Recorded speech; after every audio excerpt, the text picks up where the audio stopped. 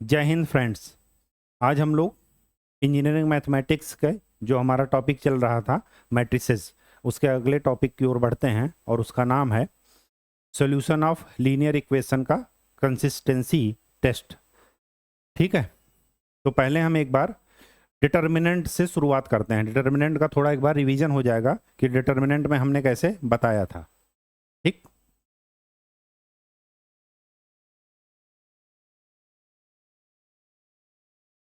तो पहले एक बार देख लेते हैं consistency test in determinants for linear simultaneous equations. ठीक,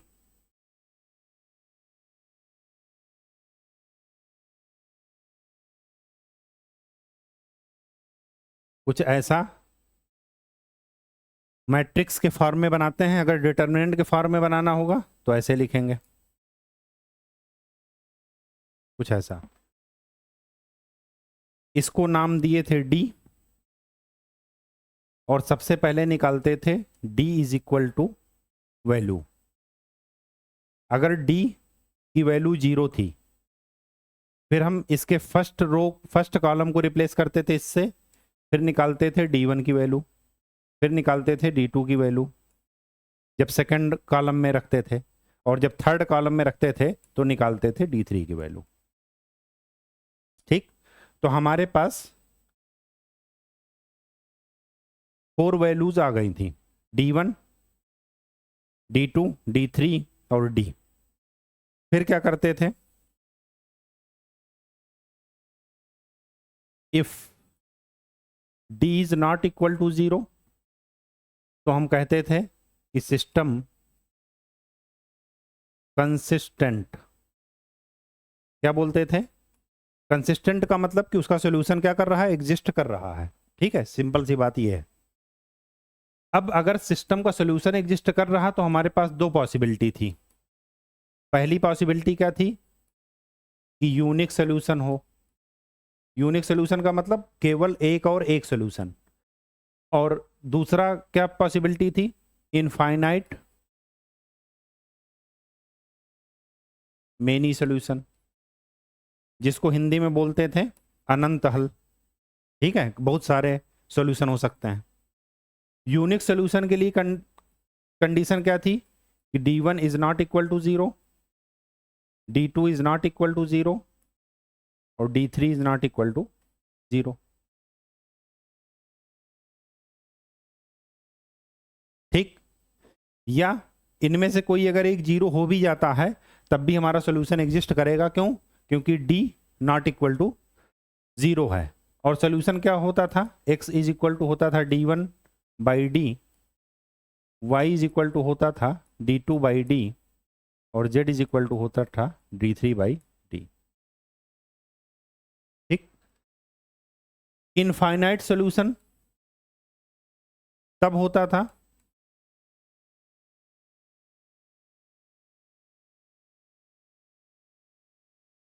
जब ये तीनों क्या बन जाए, 0, और साथ में D भी क्या बन जाए, 0।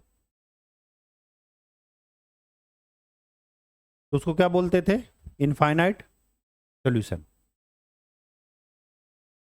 ठीक,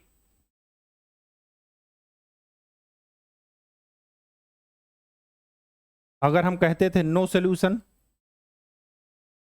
तो नो सॉल्यूशन में एक ही ऑप्शन था कि D 0 हो, साथ में D1 या D2 या D3 नॉट 0 हो।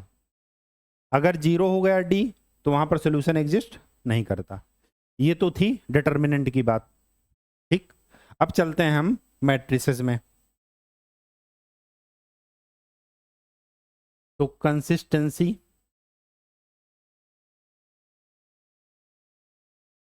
Consistency test of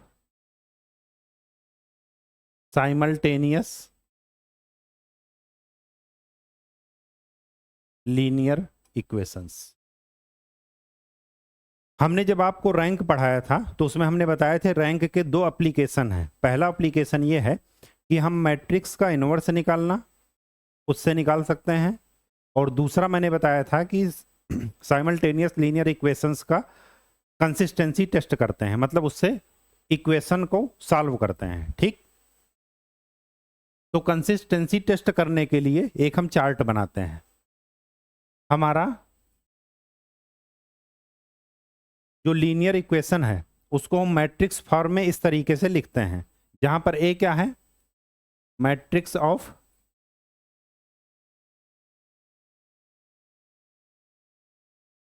multiplying coefficients,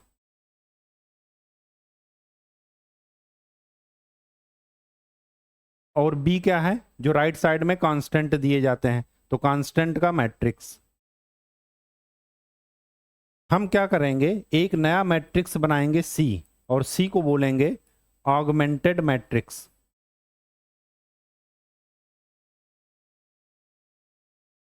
और सी होगा हमारा ए, और कुछ दूरी पर लिखा होगा बी, मतलब इन दोनों का कंबाइंड मैट्रिक्स होगा। ना तो ये मल्टीप्लाइड है ना ये सम है, कोई ऑपरेशन नहीं है, बस ए लिखा है, उससे थोड़ी दूर पर बी लिखा है, और पूरा एक कंबाइंड मैट्रिक्स है सी। यहां से हम क्या करेंगे, सी की रैंक निकालेंगे। रैंक निकालने के आपके पास दो ही तरीके हैं, या तो कैनोनिकल फॉर्म लगाइए, नॉर्मल फॉर्म, या कौन सा फॉर्म लगाइए, ट्रायंगुलर फॉर्म। रैंक ऑफ सी निकालेंगे और फिर निकालेंगे रैंक ऑफ ए, ये इसी से आ जाएगी। अभी हम आपको निकालना बताएंगे। तो हमें दो रैंक मिल गई, सी की रैंक और ए की रैंक, और एन मान लेते हैं नंबर ऑफ वेरिएबल्स या नंबर ऑफ अननोन्स, कुछ भी आप कहिए। अगर एक्स वाई जेड 3 है तो वहां पर लिखेंगे नंबर ऑफ, तो 3 अननोन्स हो जाएंगे। ये है नंबर ऑफ वेरिएबल्स या नंबर ऑफ अननोन्स। अब हम कंसिस्टेंसी टेस्ट के लिए क्या करेंगे,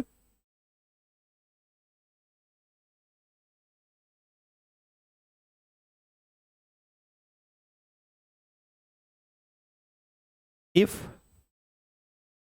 rank of C is equal to rank of ए,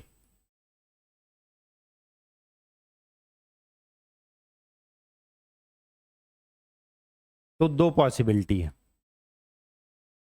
पहला, rank of C rank of A के इक्वल तो है, लेकिन ये किसके इक्वल है, नंबर ऑफ अननोन्स के या वेरिएबल्स के,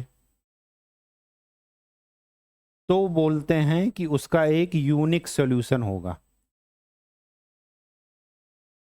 यूनिक सॉल्यूशन का मतलब पूरी दुनिया में केवल और केवल एक ही सॉल्यूशन उसका पॉसिबल है। ठीक, अगर ये रैंक इक्वल तो है लेकिन less than number of unknowns है, जैसे अननोन 3 है और रैंक आ गई 2 या 1, तो उसके इनफाइनाइट सॉल्यूशन होंगे। Infinite solution. ये तो तब है जब दोनों की रैंक इक्वल है। अगर ये इक्वल है तो हम बोलेंगे कि सिस्टम कंसिस्टेंट। कंसिस्टेंट का मतलब मैंने आपको बताया था, कंसिस्टेंट का मतलब ये हुआ कि सॉल्यूशन एग्जिस्ट कर रहा है। सॉल्यूशन अगर एग्जिस्ट कर रहा तो दो ही सॉल्यूशन हो सकता है, या तो एक और केवल एक सॉल्यूशन हो, या क्या हो, इनफाइनाइट सॉल्यूशन हो जाए। ठीक, अब ऐसा भी पॉसिबल है। कैसा, rank of C rank of A के इक्वल हो ही ना, जैसे रैंक ऑफ ए 2 है तो रैंक ऑफ सी 3 हो जाए। इस कंडीशन में सिस्टम नॉट कंसिस्टेंट, और जब नॉट कंसिस्टेंट हो जाए इसका मतलब है कि उसका कोई सॉल्यूशन नहीं हो सकता, नो सॉल्यूशन। ठीक, इसी मेथड का यूज करके हम इक्वेशंस सॉल्व करेंगे। ठीक है, चलिए। तो इक्वेशन सॉल्व करने का भी हमने इसके पहले दो तरीका देखा था, एक गॉस एलिमिनेशन मेथड और दूसरा गॉस जॉर्डन मेथड। वो मेथड क्या कहते थे कि मैट्रिक्स को या तो डायगोनलाइज फॉर्म में चेंज कर लीजिए या ट्रायंगुलर फॉर्म में। लेकिन अब हमें यहाँ पर क्या करना है, रैंक के थ्रू देखना है, वहां पर हम रैंक नहीं निकालते थे। ठीक है, चलिए ये हमारा क्वेश्चन है। ठीक, हमें इसकी कंसिस्टेंसी चेक करना है, और अगर ये कंसिस्टेंट होता है, मतलब अगर सोल्यूशन एग्जिस्ट करता है, तो हमें ये देखना है कि इसका यूनिक सोल्यूशन है, या इनफाइनाइट सोल्यूशन है। और अगर कंसिस्टेंट नहीं करता तो इसका मतलब कि कोई सोल्यूशन नहीं होगा। चलिए, तो ए मैट्रिक्स को मैं लिखता हूँ 2 6 0 6 20 -6 6 -18 सॉरी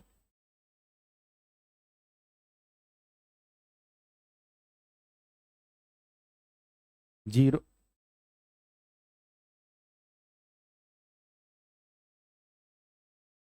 0 6 -18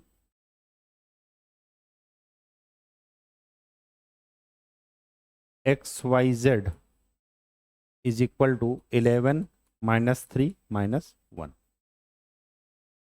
ये A है, ये X है, और ये है B। तो हम पहले क्या कर लेंगे, ऑगमेंटेड मैट्रिक्स C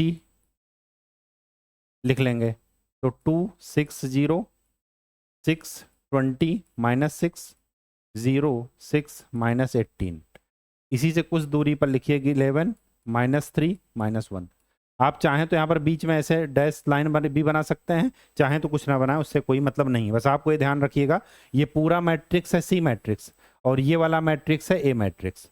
तो रैंक हम जब भी देखेंगे तो ए की यहाँ से देखेंगे और सी की पूरे से देखेंगे, बस इतना अंतर है। ठीक, चलिए, रैंक निकालने का हमारे पास दो ही तरीका है, या तो अपर ट्रायंगुलर मैट्रिक्स में तोड़ दीजिए या नॉर्मल फॉर्म में। और यहाँ से वैसे भी देखने से लग रहा है, क्या लग रहा है, अगर मैं सी की बात करूं तो सी में कितने रो हैं 3, और कॉलम कितने हैं 4। तो सी की रैंक 3 या 3 से कम ही होगी, और ए की क्या है 3/3 है, तो ए की रैंक 3 या 3 से कम होगी। तो देख लेते हैं कि क्या होता है। ठीक है, सबसे पहले इसको 0 बना लेते हैं। तो R2 is change to R2 - 3R1। ठीक, तो ऑपरेशन लगाएंगे तो क्या बनेगा, 2 6 0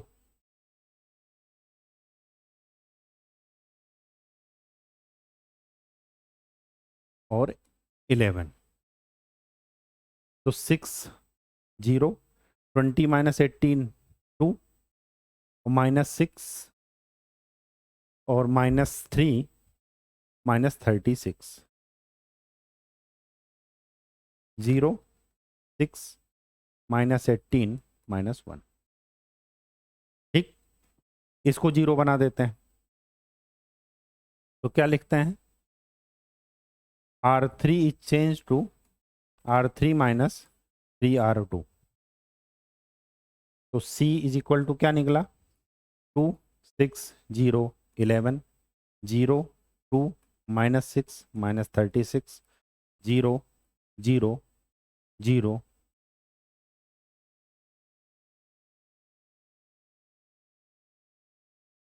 108 और -1, तो ये हो जाएगा -109। ध्यान से देखिए, ए की रैंक कितनी आई,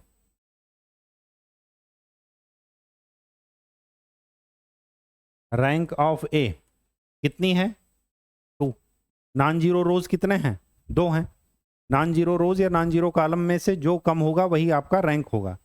तो रैंक ऑफ ए कितना निकला 2, और रैंक ऑफ सी कितना निकला, इस पूरे को देखिए, नॉन जीरो रोज यहां पर कितनी है 3, तो rank of C is equal to 3। अब यहीं पर कंक्लूड कीजिए कि rank of A is not equal to rank of C, hence no solution, इसका कोई सोल्यूशन नहीं हो सकता। मतलब सिस्टम इनकंसिस्टेंट, सिस्टम कंसिस्ट नहीं करेगा, मतलब उसका कोई सोल्यूशन पॉसिबल नहीं है। बात समझ में आ गई? चलिए नेक्स्ट क्वेश्चन में चलते हैं। नेक्स्ट क्वेश्चन ये है, इसमें भी वही चेक करते हैं कि सिस्टम कंसिस्ट करेगा या नहीं। अगर करेगा तो सोल्यूशन क्या होगा, सिंपल सी बात ये है।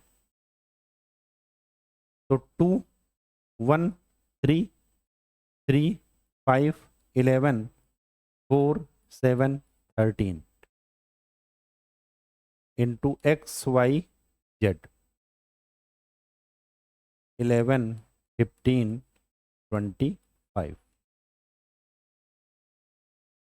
ठीक, चलिए ऑगमेंटेड मैट्रिक्स सी बना रहे हैं। तो 2 3 4 1 5 7 3 11 13 11 15 25। डायगोनल मैट्रिक्स बना दीजिए। तो इसको क्या कर दीजिए, इस वाले टर्म को जीरो करना है। तो जीरो करने से पहले अगर ये 1 है तो इसको चेंज कर देते हैं। तो R2 और R1 को चेंज कर लिए, इंटरचेंज। R2 और R1 को इंटरचेंज किए तो क्या आया, 1 5 7 15, ये आ गया 2 3 4 11 3 11 13 25।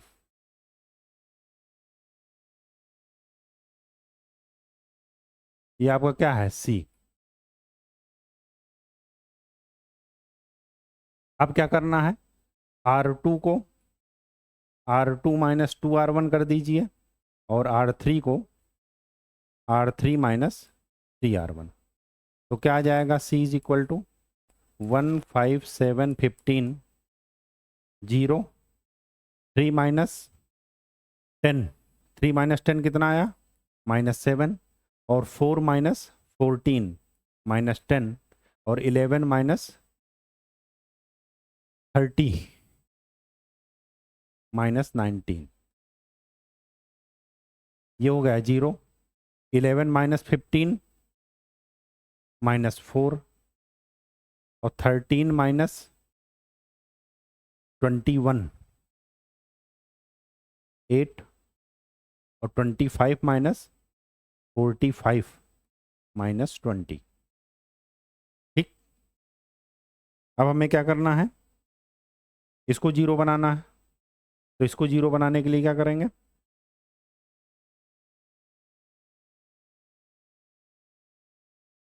4 से पहले हम डिवाइड कर देते हैं। तो R3 is change to R3 divided by -4, और R2 को माइनस से मल्टीप्लाई कर देते हैं ताकि सॉल्व करने में आसानी रहे। अगर हम ऐसा करते हैं तो क्या आएगा, C इज इक्वल टू 1 5 7 15 0 7 10 19। ये हो जाएगा 0 1 2 5। ठीक, तो इसको जीरो बनाने के लिए क्या करेंगे, R3 change to 7R3 minus R2। तो क्या मिला, augmented matrix C is equal to 1 5 7 15 0 7 10 19 0 0 4 35 minus 19 18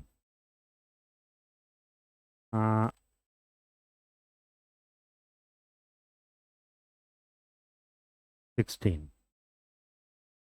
ठीक, 4 से डिवाइड कर दीजिए।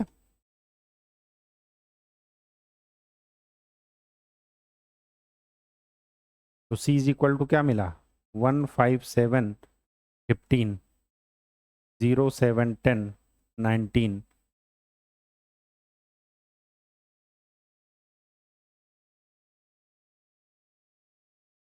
और 0 0 1 4। अब ये क्या देगा, A की रैंक, और पूरा सिस्टम क्या देगा, C की रैंक। तो यहीं पर लिख लीजिए, कि rank of A is equal to 3 is equal to rank of C. अगर ऐसा है तो हमें चेक करना है कि वेरिएबल कितने हैं। तो वेरिएबल 3 है, equal to number of variables. इसका मतलब क्या लिखेंगे कि system consistent with unique solution. System का यूनिक सोल्यूशन होगा। अब यही मैट्रिक्स जाकर के वहां पर पुटअप कर दीजिए, इसी मैट्रिक्स को। तो ए क्या बन गया, 1 5 7 0 7 10 0 0 1। इधर क्या था, एक्स वाई जेड। इधर क्या हो गया, 15 19 और 4। डायरेक्ट कंपेयर कीजिए तो जेड इज इक्वल टू क्या मिला, 4। 7y plus 10z is equal to क्या मिला, 19। तो 7y इज इक्वल टू -21। तो यहाँ से y इज इक्वल टू क्या मिला, -3। y -3 z 4। तो फर्स्ट इक्वेशन में पुट कर दीजिए।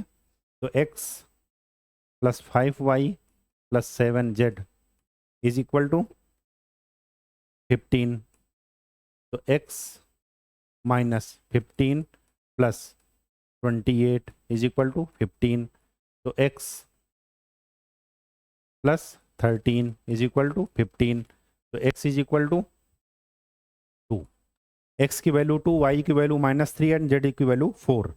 वहाँ पर देखते हैं 2 -3 4, वहाँ पर पुट करके देखते हैं कि हमारा सही निकला या नहीं।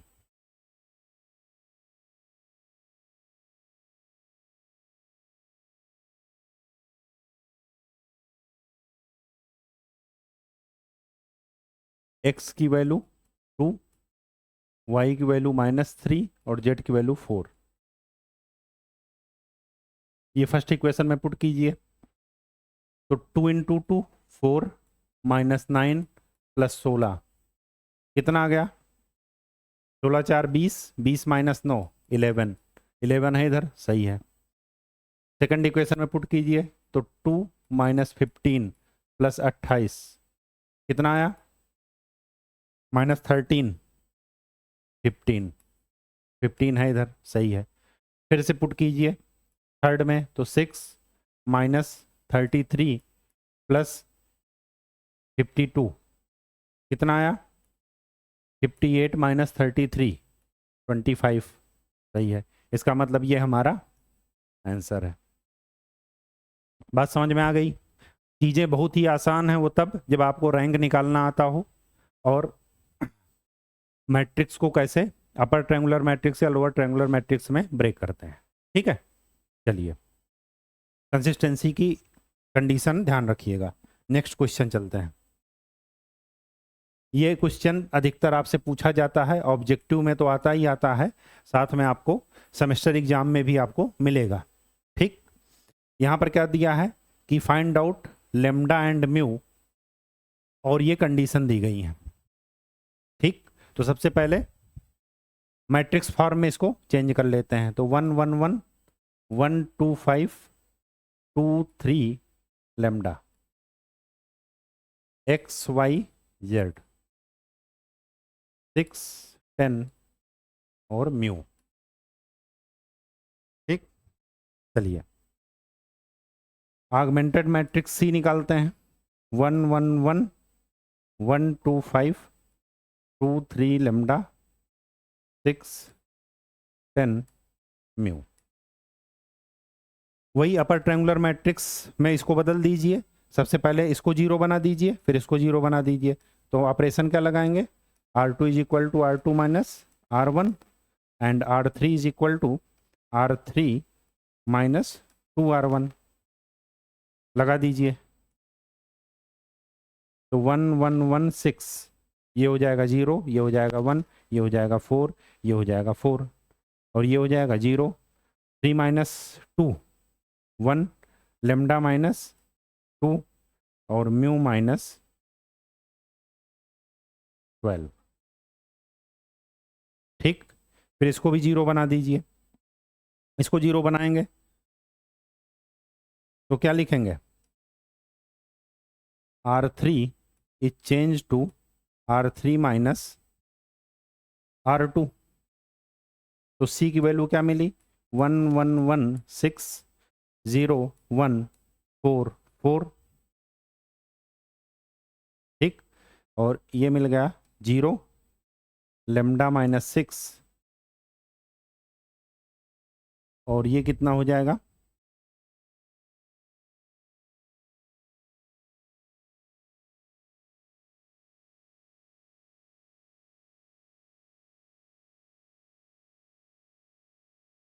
Mu minus 16।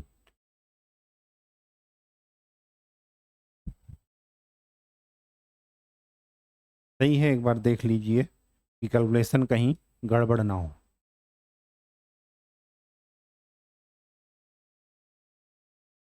One one one 5 lambda,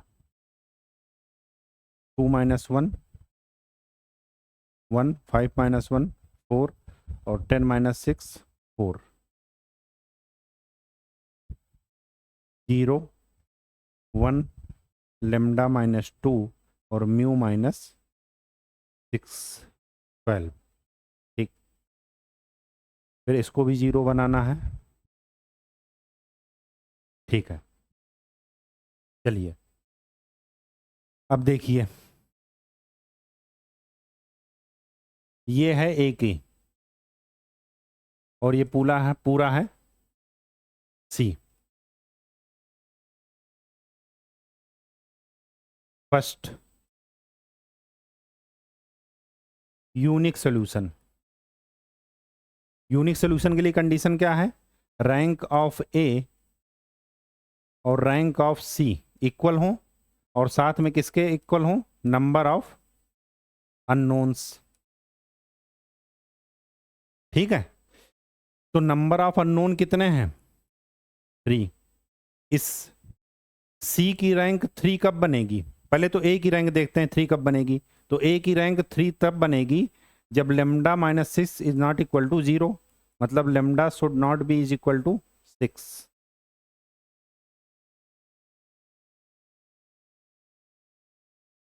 lambda 6 के बराबर ना हो। ठीक,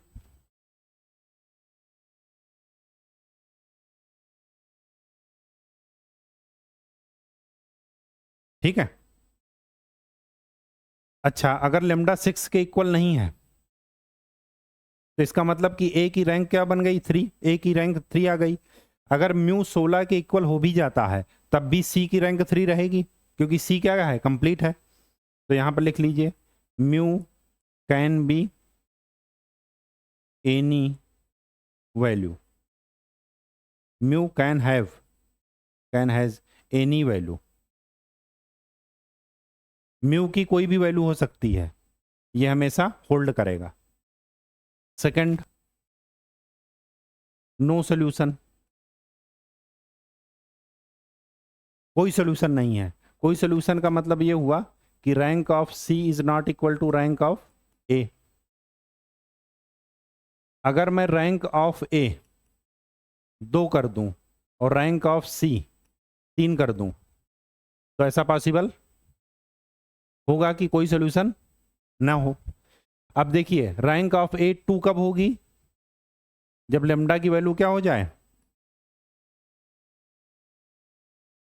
लेमडा की वैल्यू 6 के इक्वल हो जाए।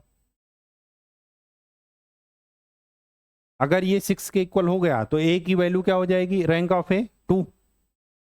लेकिन सी की रैंक क्या होनी चाहिए, 3। तो 3 तभी होगी जब ये 0 ना हो। तो यहां पर कंडीशन बनेगी mu should not be equal to 16। बात समझ में आ गई? ठीक है, तो लेमडा और म्यू नो सोल्यूशन के लिए ये हो गए, यूनिक सोल्यूशन के लिए ये हो गए। अब अगर इनफाइनाइट सोल्यूशन पूछा जाए, third condition, infinite solution. Infinite solution का क्या मतलब है कि rank of A is equal to rank of C less than number of variables. Variable कितने हैं, 3। तो दोनों की रैंक इक्वल तो हो लेकिन वो 3 से कम हो, तो तभी पॉसिबल है जब हम दोनों की रैंक क्या मान लें, 2, और दोनों की रैंक 2 तभी हो सकती है जब ये भी 0 हो और ये भी 0, मतलब लेमडा इज इक्वल टू 6 और म्यू इज इक्वल टू 16। ये आपका आंसर है। बात समझ में आ गई? कोई दिक्कत हो तो पूछ लीजिए। कैलकुलेशन आप चेक कर लीजिएगा, कैलकुलेशन में अगर कुछ गड़बड़ भी हो, वैसे जहाँ तक है कि गड़बड़ नहीं है।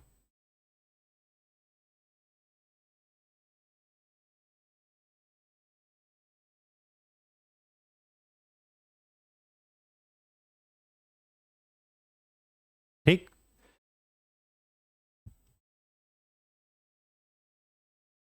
तो आज के लिए इतना ही। हम लोग मैट्रिक्स का कंसिस्टेंसी साइमल्टेनियस लीनियर इक्वेशन का कंसिस्टेंसी टेस्ट कर चुके। अब अगले लेक्चर में हम देखेंगे कि होमोजीनियस लीनियर इक्वेशन कैसे सॉल्व की जाती हैं। अच्छे से प्रैक्टिस कीजिए और खूब पढ़ाई कीजिए। तब तक के लिए अगले मिलने तक धन्यवाद।